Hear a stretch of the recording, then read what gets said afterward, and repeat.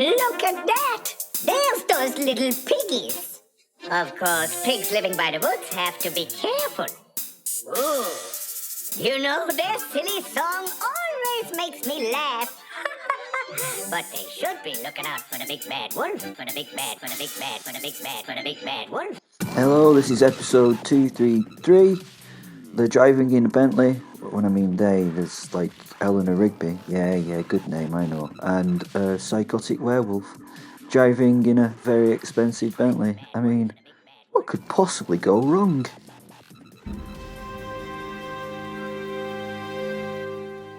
Eleanor Rigby. I've never driven a Bentley Bentayga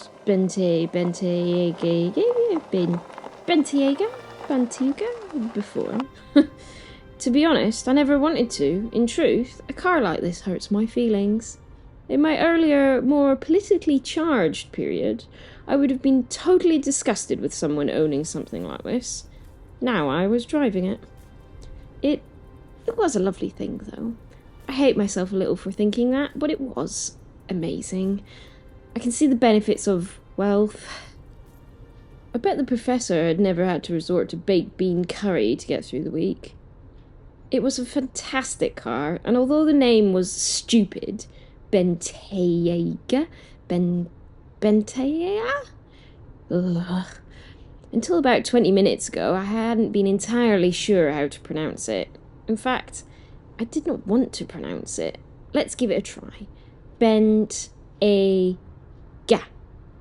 It felt like a car that should come with a Latin motto and a valet. Who names these bloody things? They spend so much time on how they look and perform and all that nonsense. Then, Bentayga. Sorry, mind fart. The professor's driveway was 5 minutes of manicured gravel bordered by old oaks that had likely voted in several elections.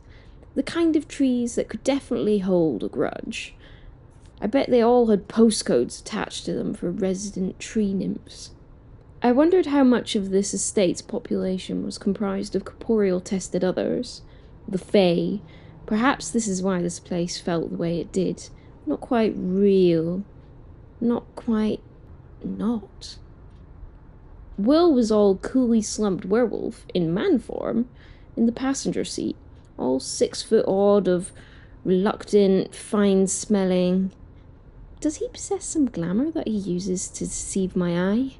I've read that the Surrogate tribe doesn't, but there's something altogether intriguing about this man.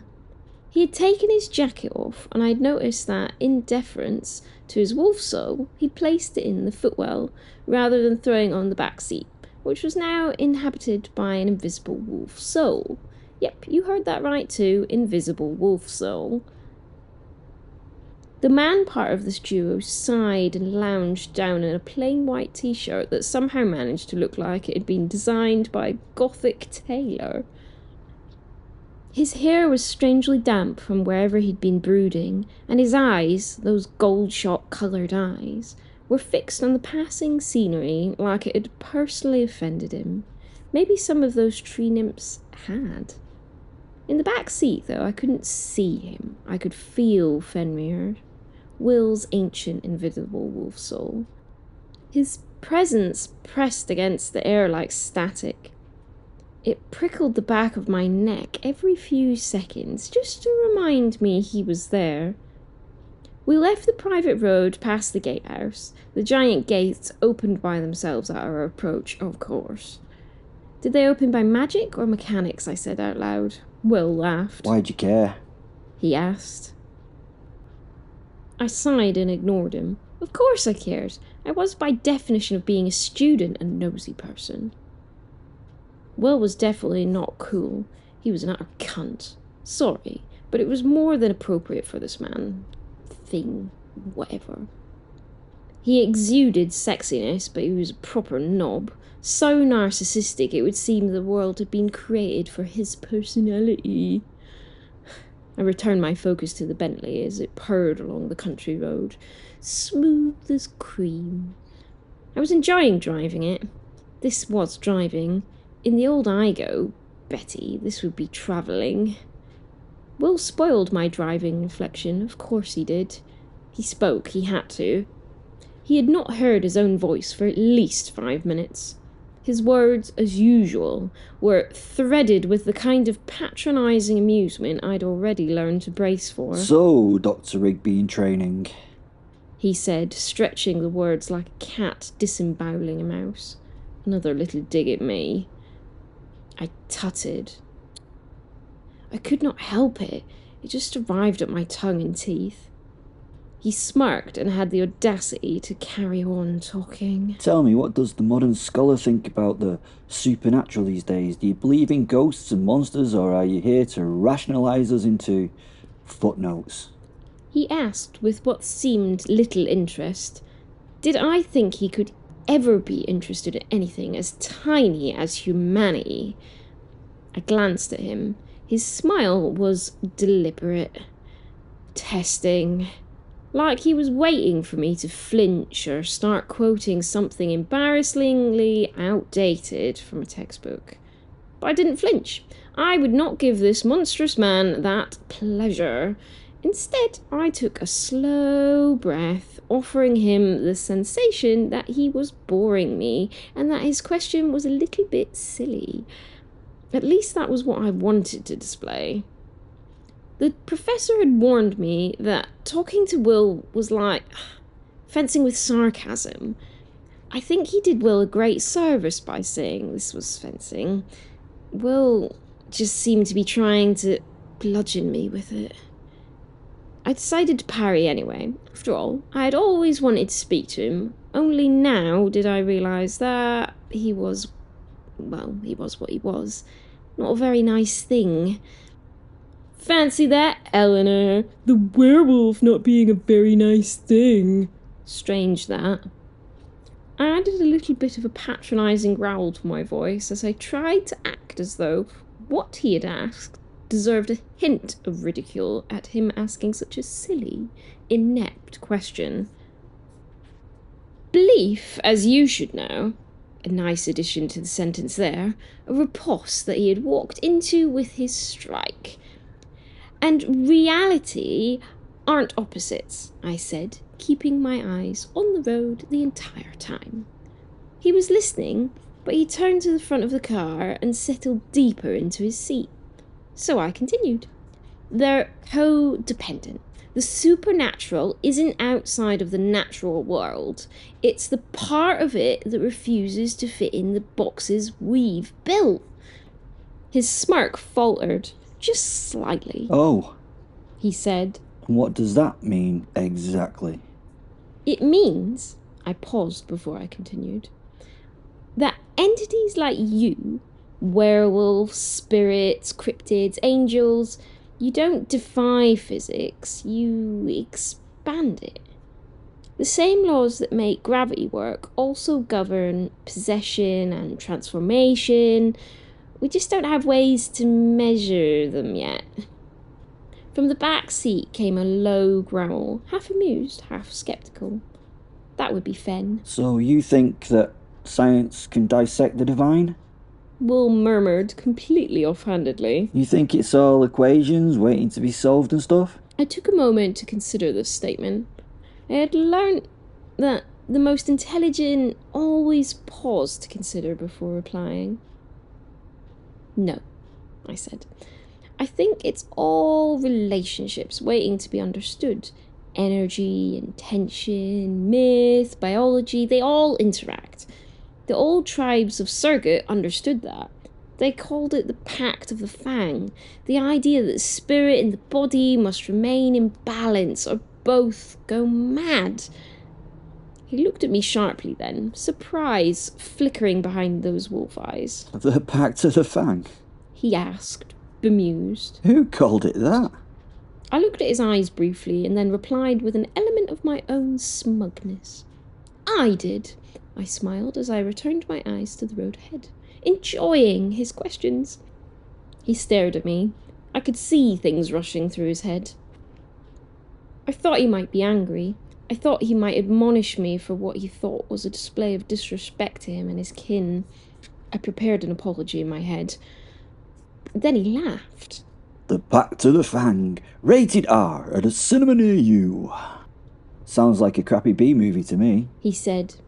Sorry, I don't know why I did it. I apologised with a slightly humiliated sorry. He looked at me strangely, then smiled. I saw the smile aimed at me via the rearview mirror. It was the first warm expression I had seen on that gorgeous face. No, I do actually love it, he said. I had an internal shiver. I had felt like he had patted me on my head and called me a good girl, which in the moment was wonderful. I was thrilled. Then I remembered I was a strong, independent woman, and he had been a chauvinistic dick. That kind of talk from a man should be seen as patronising and misogynistic, but I could not see it like that. I liked it. So you know about the, Pact of the Fang thing then, do you? He said, breaking my spurious thoughts. I've been studying your tribe for 3 years, I said. I saw him purse his lips and nod. Your people didn't just survive the Siberian wilderness, they thrived because they embraced coexistence with the metaphysical. You didn't just change under the moon, you conversed with it. There was silence for a moment. The road hummed beneath us. You're really not what I expected, Will muttered, finally scratching the back of his neck. Most humans who talk about the supernatural do it like they're talking about, fairy tales or maybe a virus. And you're not what I expected. Most werewolves don't use the word metaphysical. He laughed. How many werewolves have you met then? He asked. I ignored him. That'll be one then, yeah? From behind me came a snarl, deep, ancient, and faintly irritated. Then, clear as thought, I heard a voice. It wasn't Will's. You talk too much, little scholar. The air seemed to shiver with the sound. My hands tightened on the wheel. Hello, Fen, I said softly. I was wondering when you joined the conversation. Will blinked and looked towards me. His normally unreadable face was showing surprise. So what, you can actually hear him, can you? I can sort of, not hear him maybe, but feel what he says.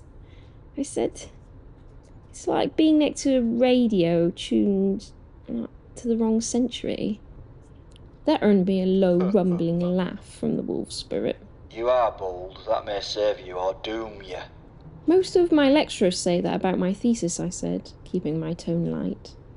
Will turned away, but I'd caught the faintest twitch of his mouth. Not quite a smile, but close enough to count as progress. The rest of the drive unfolded in a strange, charged quiet. The Bentley glided through the falling fog, carrying a werewolf, his invisible ancient soul, and one very nervous academic towards the university. Where a certain professor was waiting with answers none of us were ready for. And somewhere between the hum of the engine and the soft whisper of the wind, I realised something unsettling. I wasn't studying the supernatural anymore. I was living inside it. We had been driving for 20 minutes. The sky had turned a bruised shade of violet, the Bentley droning contentedly beneath my hands. When Will decided to get philosophical again, he'd obviously been thinking at some length. That was my first mistake, assuming that a werewolf getting philosophical was a safe thing. So, he said lazily, his head resting against the window. If belief defines reality as you so confidently claimed, then theoretically reality bends to belief, yes? I glanced at him, unsure with where this was going. In principle, I said. Observation affects phenomena. Belief influences energy, but reality has its own... Ah. He interrupted, that sly grin forming again. So it can bend?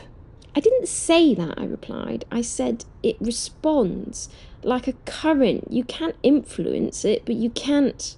Eleanor, he said, turning his seat to face me fully. You trust your own mind, don't you? That was my second mistake, I said. Of course. He smiled then. the polite kind, but the kind that predators use when they're about to teach you a lesson, Good. he said softly. Then see that bollard up ahead? Yeah, right ahead of us. He pointed in its direction. I blinked. What? See it? End of the lane. Big round, immovable stone type thingy. Perfect test subject. I squinted through the windshield. Sure enough, a large stone bollard sat in the middle of the two others at the end of the road.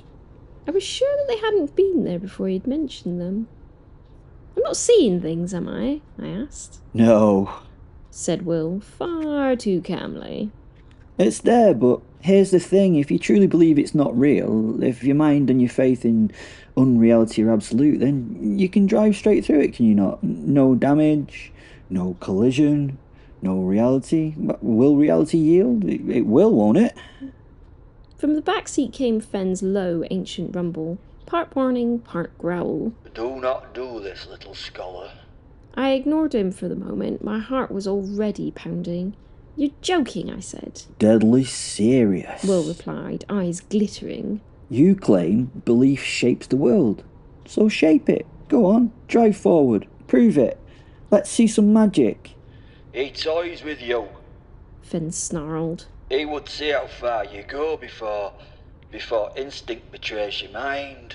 No, it's not that. It's, the bollard is just, simple illusion. Will said smoothly. It's a trick of faith. If you doubt it, you'll crash. If you believe me, if you believe yourself, well, you won't. I stared ahead. The bollard sat there, perfectly ordinary and unthreatening, except for how solid and how real it looked. He must have worked some magical glamour to make me see it. He was testing me. I needed to pass this test. It was a pretty trick to make me look stupid.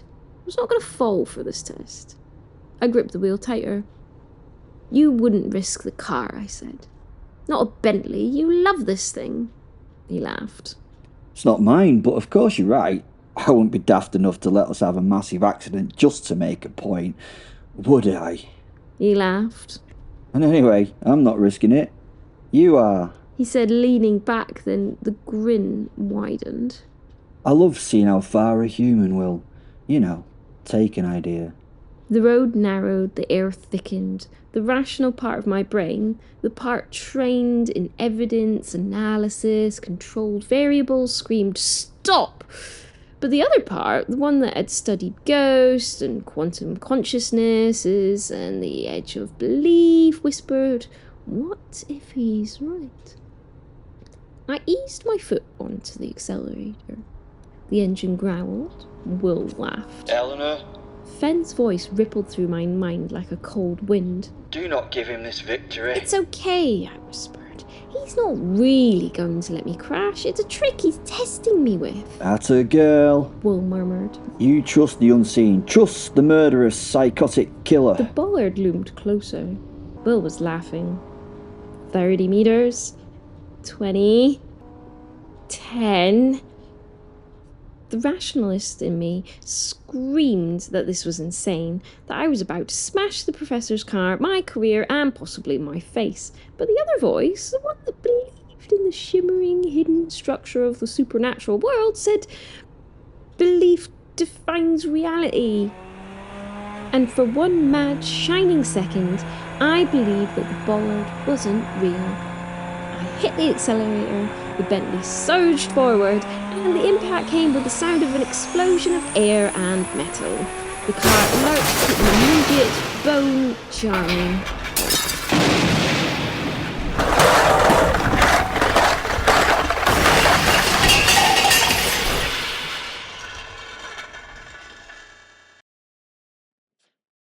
I woke. The airbags had deployed violently and had slammed into my chest and my face, and my ears rang. The smell of burnt rubber filled the cabin. For a moment there was silence, except for the ticking of the engine and the soft hiss of the airbags deflating. Ow, I muttered. Beside me, Will was suspended in a cocoon of airbag, blinking slowly like a man who just witnessed divine retribution in action. He He turned towards me silently until his laughter broke like a divine created storm. From the back seat came Fenn's low, unmistakable laughter, dark, thunderous, and full of teeth. So much for belief, little one. I, as you may imagine, failed to see the joke. Prying the deflated airbag from my face, I glared at Will. You said... I said reality bends to belief. He said, rubbing his forehead and clenching and unclenching his jaw to test for injury. I didn't say you were ready to bend it, did I? He winked at me and gave me that smile again. I hated him right now. Then faintly he added, But, on the bright side, you proved that the car's safety features are brilliant. He said, patting the now oddly shaped interior. You absolute...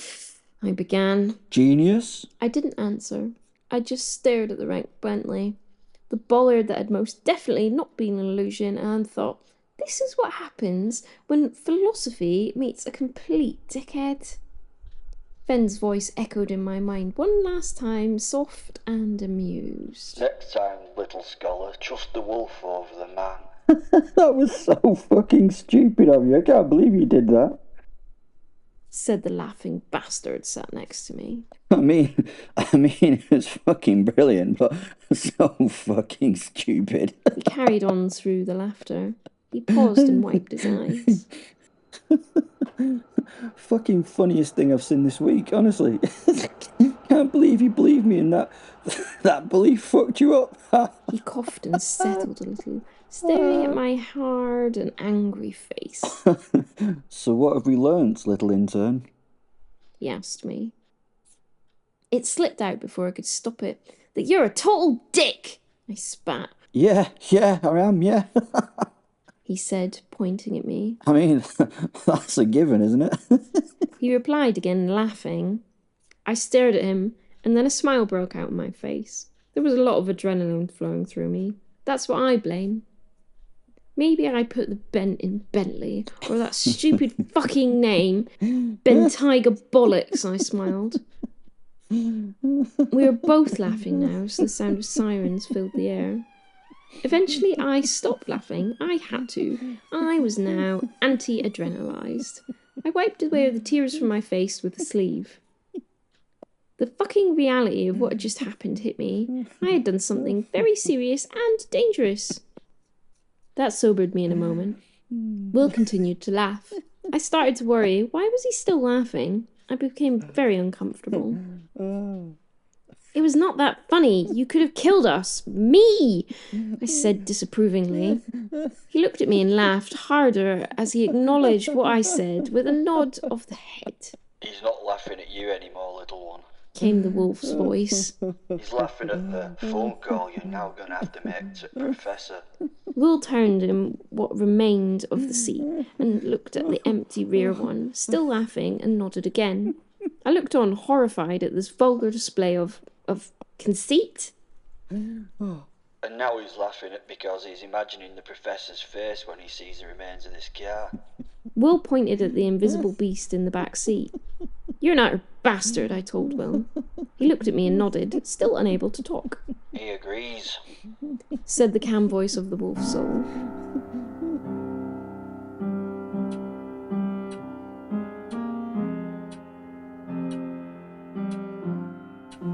The Professor. It's raining again. Not the soft, contemplative drizzle one associates with the university courtyard and good poetry, but the sort that hammers meaninglessly at the glass as if heaven itself were trying to make a point in Morse code. I'm alone in my office, and a clock insists on reminding me that it's nearly 11. The lamplight has that late-hour quality. Sharp on the papers before me, gentle on everything else, and utterly unforgiving on the feather lying across my notes. Ah, yes. The feather. I've turned it over in my hand so many times that I could almost imagine it breathing with the rhythm of my pulse. It's not an ordinary thing. No bird. no matter how exotic, leaves behind a plumage that shifts its hue in lamplight, as though it resents being seen. It hums faintly, as if caught between states of matter, physical and ethereal, both, like something that remembers being light itself. Ernest Wainwright, damn his bright and reckless mind, told me that to summon the Archangel Michael, one must commit a sin and burn a feather of heaven. A sin and a feather. Burning the feather is a sin itself, he told me. Simple enough on paper. Far too bloody simple if you ask me. From my centuries of experience in these matters, this simplicity relit my paranoia. I studied angels for hundreds of years through scripture, apocrypha, physics, and field evidence. Oh, and every now and again having a plain and simple chat with them. I've catalogued their appearances, traced their mythic interference across human history, and measured the psychic shockwaves they leave in their wake. And not once has a legitimate case ever begun with something as convenient as, oh look, a feather which fell right into my lap. Coincidence, perhaps? But coincidence has a flavour, and this one tastes of deliberate, bitter, and too good to be sound. I suppose I ought to be utterly flattered. If it is the work of Providence, it means I've been finally noticed. No, it's not that. It's not the first time Michael has noticed me. We're already on first-name terms. Someone is setting me up to fail spectacularly here. Setting me up for a fall. Like Lucifer herself, perhaps. Was it her? Was it Lucy? No, surely not. I'm grasping a little. I sip the whiskey that's been sweating on the desk for an hour, but I require some spiritual sustenance in all senses of the word spirit. The glass has got warm.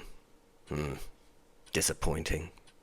Still, the gentle burn in my throat as it rinses my mouth, clears my sinuses and enters my esophagus is grounding.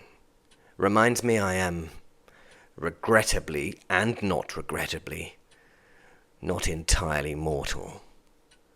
Ernest's conversation ran through my mind as I sipped. You must tempt him into proximity, Simon. Angels are drawn to the act of judgment like moths to a flame. Sin boldly, cleanly, and let the sense of it rise with the smoke of its own making. He will come to judge. They always come to judge. To burn the feather is both the sin and the invitation. I trusted Ernest utterly. He was an old soul, and he knew his way in this weird world that we shared. His mind seemed centuries old to me, and he'd experienced a lot of the unreal world in his lifetime. He'd lost so much to it. His beautiful wife, Annabelle, was gone. Not dead. Well, dead, yes, but undead. She had been cursed with vampirism. Gone from him as he aged, and she did not. His one true love. I was jealous of that. His one true love. Not many find such. Yes, he was lucky to find such a love. But unlucky to find such a love too. Anyway, I trusted him, implicitly. A true rarity. Ernest was incapable of doing me any sort of injustice. Although he always liked to blur the line between summoning and baiting, his actions were always quick and never circuitous. Maybe that was the short-lived mortal in him. He sadly was unlike me, truly mortal, and one day I would lose him.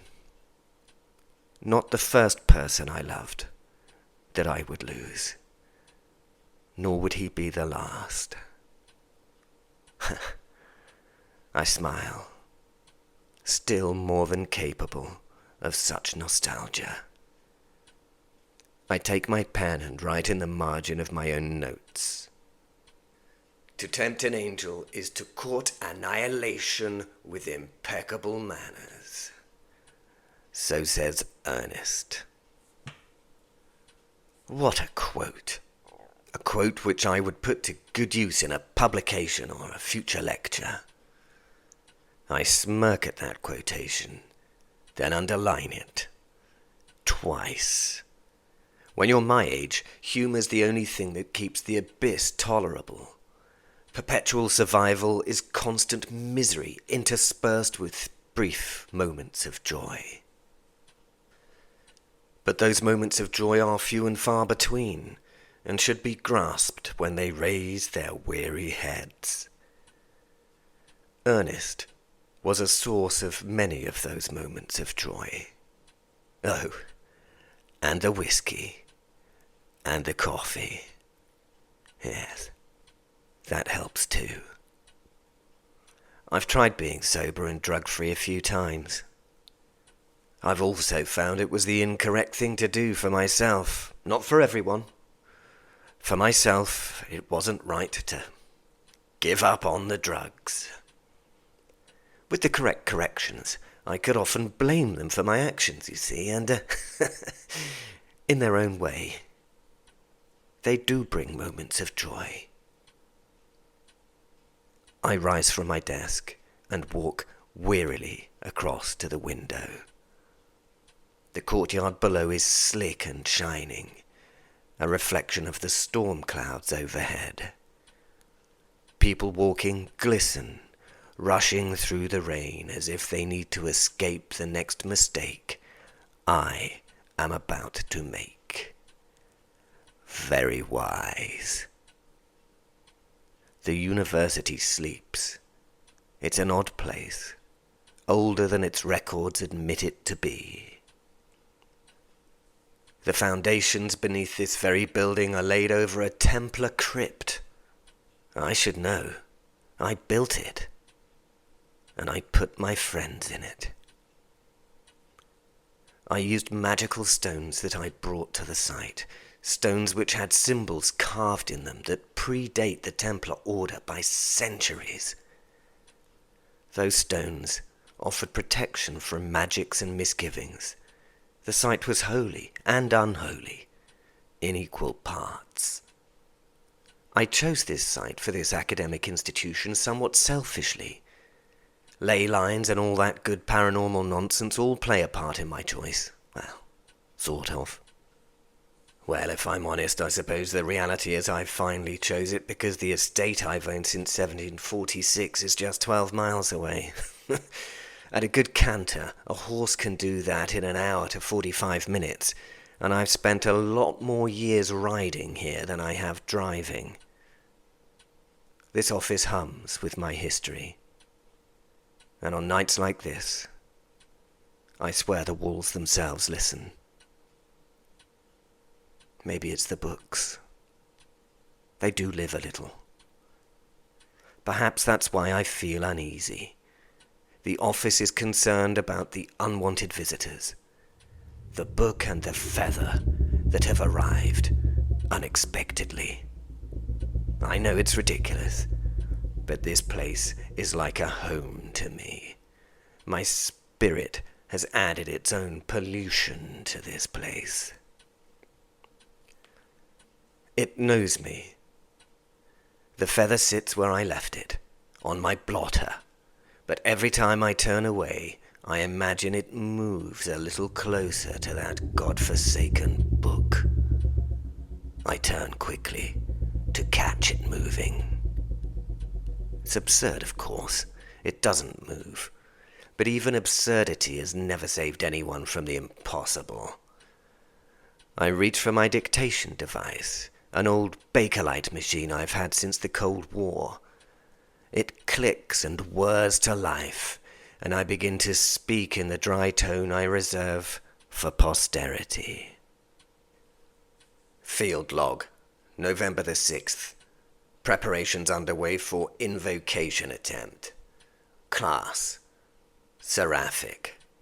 Subject of interest, Michael, Archangel of the First Choir. Methodology, as described in Wainwright's correspondence, the ritual of the burning sin. I pause, glance at the feather again. I remain unconvinced by the appearance of this artifact. The odds of its discovery should have been astronomically low. It was found during the Walthamstow happening. I clicked off the recording device for a moment while I tried to order my thoughts, and I started it again. Either Providence has a sense of humor, or something else has designs upon me. My voice sounds calm, but I feel the pulse behind my eyes, that quick, bright ache that comes when logic begins to fray. I stop the recording.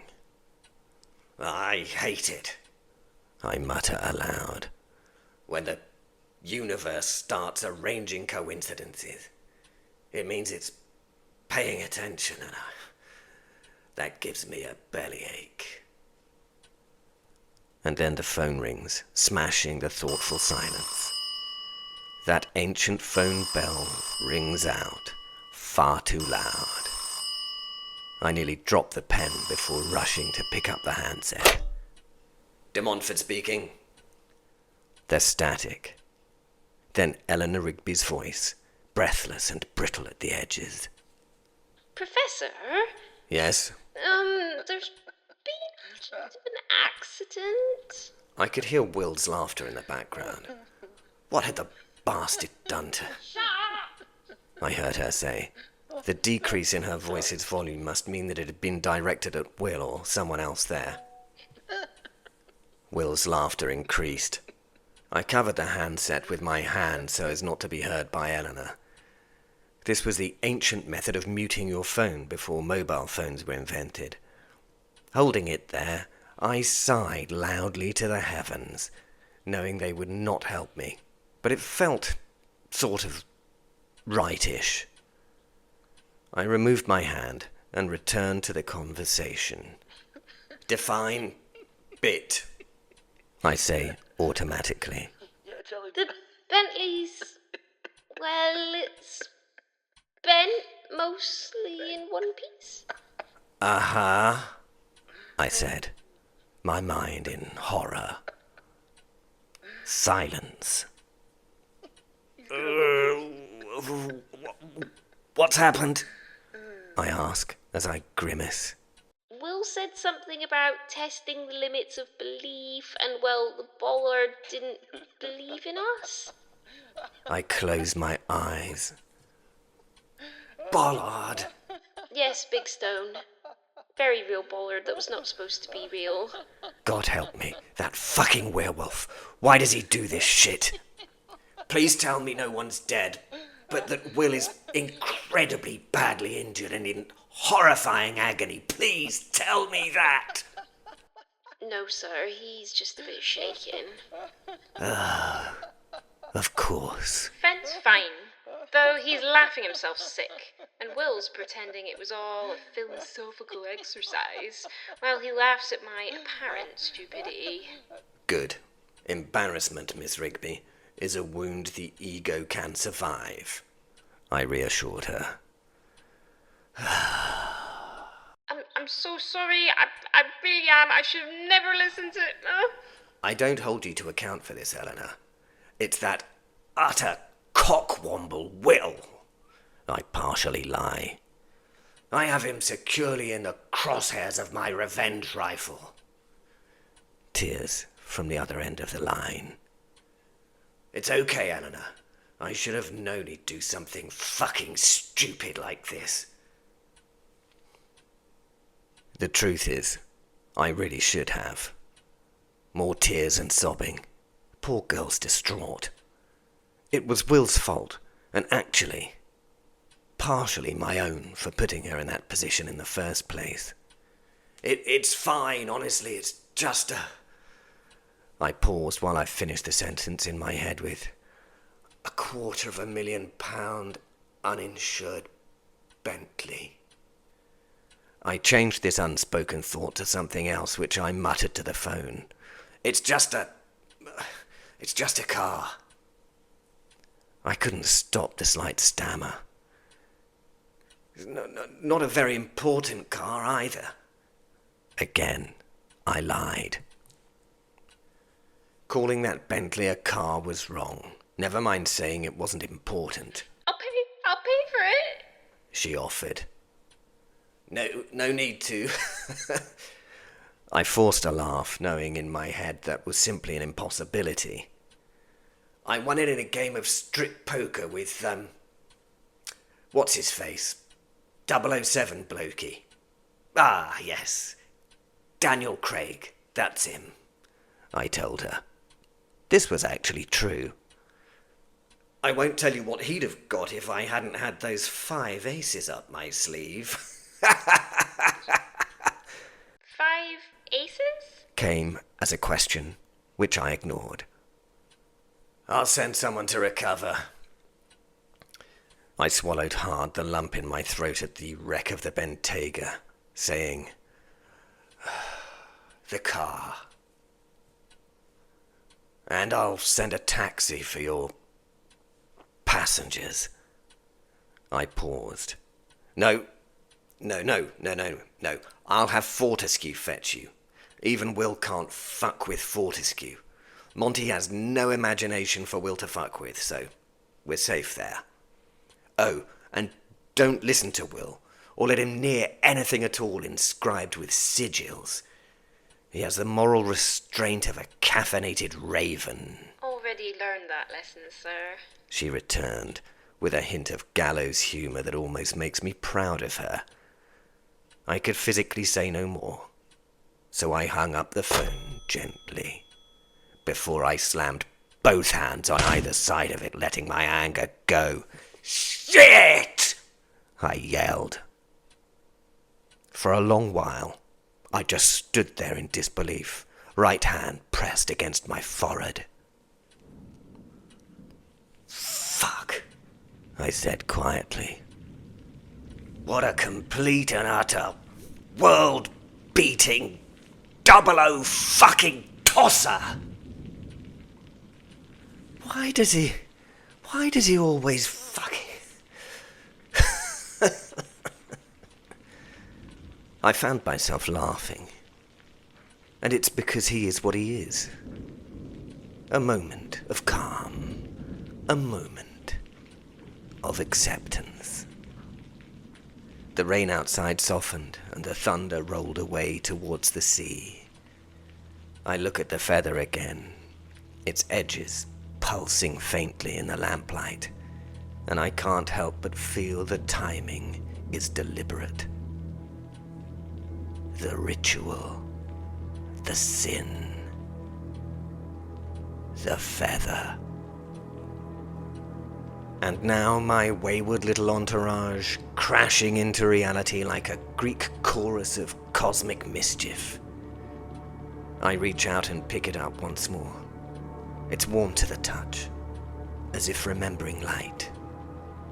So, I murmur, half to it, half to the storm. A sin and a feather, is it? Well then, Michael. Let's see if heaven still answers its calls. The feather glimmers.